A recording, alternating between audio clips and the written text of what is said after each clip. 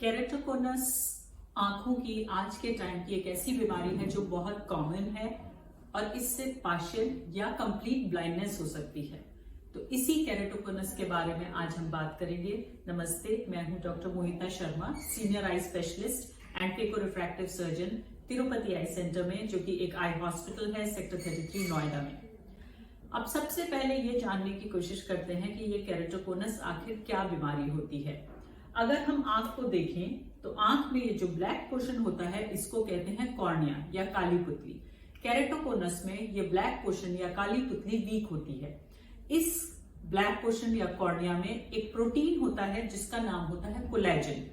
ये कोलेजन अगर वीक है तो इस कॉर्निया की स्ट्रेंथ कम हो जाती है।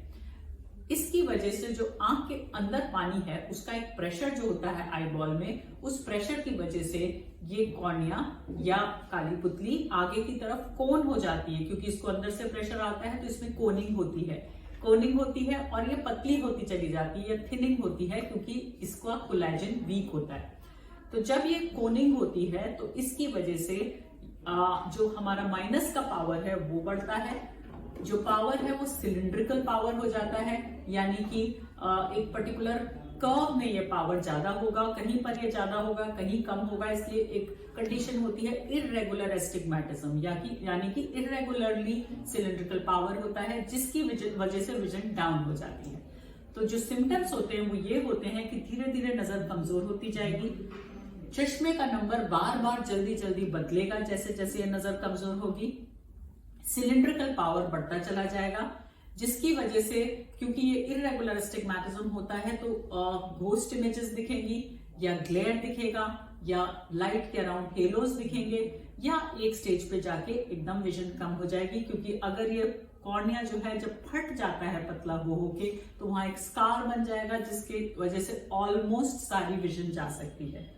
इसीलिए केरेटोकोनस को एक खतरनाक बीमारी बताया जाता है, क्योंकि एक बार जो इसमें थिनिंग हो गई उसको हम वापस नहीं कर सकते, उसको हम बस स्टेबल कर सकते हैं। इसीलिए इसका जल्दी स्टेज में पता लगना जरूरी है, जिससे जब ये स्टार्ट हो रहा है वो तभी हम इसको स्टेबल करते हैं। तो अब ये जानने की कोशिश करते हैं कि कैसे इसके बारे में पता चले। फर्स्ट ऑफ ऑल हम रिकमेंड करते हैं कि जिसका भी 1 से ज्यादा सिलेंडर है उसको अपना पावर चेक कराना चाहिए और साथ साथ कुछ इन्वेस्टिगेशंस केरेटोकोनस के भी कराने चाहिए। इसके अलावा अगर जल्दी जल्दी पावर बदल रहा है तो भी केरेटोकोनस के इन्वेस्टिगेशंस कराने चाहिए, या कोई एलर्जी है साथ में, बार बार आई रबिंग की टेंडेंसी है, तो केरेटोकोनस होने के चांसेस ज्यादा होते हैं। इसके लिए विजन के अलावा कुछ इन्वेस्टिगेशंस होते हैं। एक इन्वेस्टिगेशन है टोपोग्राफी, बहुत एडवांस्ड इन्वेस्टिगेशन है। एक मशीन होती है जिसपे बैठ के हम कॉर्निया की पिक्चर्स लेते हैं और इस तरह के मैप सामने आते हैं जिसमें कॉर्निया की पूरी टोपोग्राफी देखी जाती है, यानी कि उसकी शेप कैसी है, उसकी थिकनेस कैसी है, आगे से पीछे से कैसी शेप है। तो इससे हम केरेटोकोनस को डायग्नोज कर सकते हैं।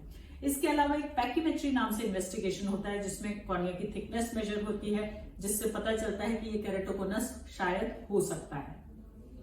एक बार केरेटोकोनस का डायग्नोसिस हो जाए तो उसका ट्रीटमेंट भी पॉसिबल है जो इसको रोक सकता है।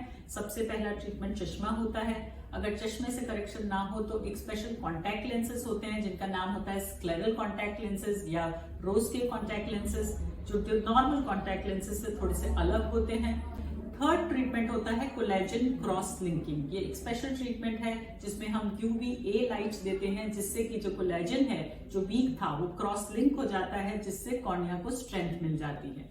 और फोर्थ एंड लास्ट ट्रीटमेंट, अगर इन सब चीजों से कंट्रोल ना हो पाए तो कॉर्नियल ट्रांसप्लांट, यानी कि जो अपना कॉर्निया है वो चेंज करके कोई डोनेटेड कॉर्निया उसमें लगा दिया जाए।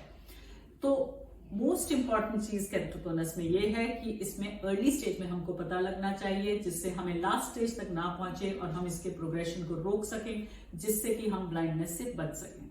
तो ये थी सारी इंफॉर्मेशन अबाउट केरेटोकोनस। अगर आप और भी इंफॉर्मेशन जानना चाहते हैं तो हमारी इसी सीरीज में और भी वीडियोस आएंगे केरेटोकोनस को लेकर, और आप इनको देखते रहिएगा। और अगर इसके बाद भी आपको कुछ पूछना हो तो कमेंट बॉक्स में जाके आप हमसे सवाल पूछ सकते हैं, हम जरूर आंसर देंगे। Thank you so much.